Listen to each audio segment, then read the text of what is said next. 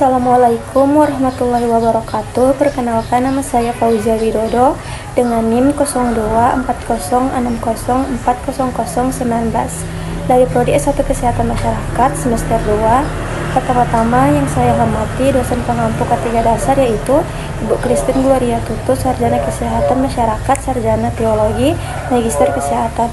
Di video ini saya akan membahas tentang materi saya yaitu penyakit pneumokoniosis. Mari kita simak. Latar belakang pneumokoniosis. Pneumokoniosis adalah penyakit paru akibat hirup debu mineral dalam jangka panjang. Penyakit ini sering terjadi di industri, tambang, bangunan, dan manufaktur. Risiko tinggi jika kesehatan dan keselamatan kerja K3 diabaikan. Nah, apakah itu pneumokoniosis? Pneumokoniosis adalah penyakit paru-paru akibat paparan kronis terhadap debu mineral yang dihirup dan mengendap dalam paru-paru. Penyakit ini termasuk dalam kategori penyakit akibat kerja dan umumnya bersifat irreversible. Selanjutnya, jenis-jenis pneumokoniosis. Jenis-jenis pneumokoniosis ada 3. Yang pertama silikosis, yang kedua asbestosis, yang ketiga pneumokoniosis batubara atau coal workers pneumokoniosis. Yang pertama silikosis adalah disebabkan oleh paparan debu silika atau quartz sering terjadi pada pekerja tambang, pemotong batu, atau pembuat keramik. Dan yang kedua ada asbestosis. Akibat paparan serat asbes sering menyerang pekerja konstruksi dan industri isolasi. Dan yang ketiga, pneumokoniosis batubara atau coal workers pneumokoniosis adalah disebabkan oleh debu batubara dan dikenal juga sebagai paru-paru hitam.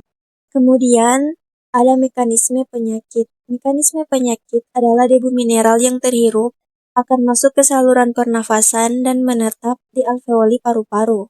Tubuh akan mencoba memecah partikel tersebut, namun beberapa partikel tidak dapat dihancurkan dan menimbulkan reaksi inflamasi kronis yang menyebabkan fibrosis dan gangguan difusi oksigen.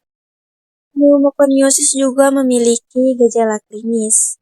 Ada beberapa gejala klinis. Yang pertama, sesak nafas kronis, yang kedua batuk kering, selanjutnya nyeri dada, lalu ada kelelahan, dan yang terakhir, pada kasus berat, gagal pernafasan.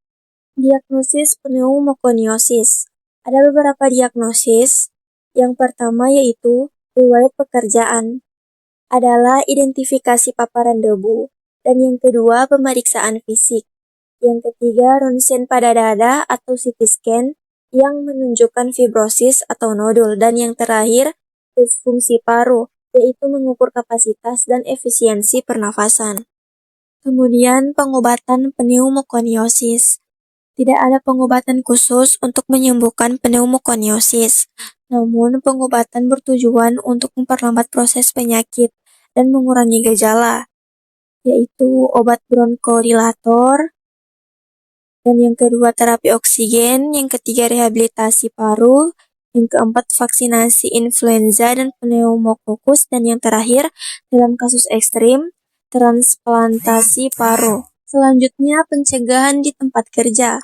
Ada beberapa pencegahan saat melakukan pekerjaan, yaitu gunakan APD atau masker respirator, yang kedua ventilasi dan filtrasi udara yang baik, dan pemeriksaan kesehatan rutin. Dan selanjutnya ada edukasi dan pelatihan pekerja, dan yang terakhir monitoring kadar debu di tempat kerja. Kemudian yang terakhir kesimpulan. Pneumokoniosis adalah penyakit paru akibat kerja yang serius dan bersifat kronis. Meskipun tidak dapat disembuhkan, penyakit ini dapat dicegah dengan manajemen risiko kerja yang tepat, penggunaan APD, pengawasan lingkungan, dan edukasi pekerja. Sangat penting untuk mengurangi angka kejadian penyakit ini. Sekian, itulah pemaparan materi dari saya. Jika ada yang kurang jelas, saya mohon maaf. Terima kasih atas perhatiannya. Wassalamualaikum warahmatullahi wabarakatuh.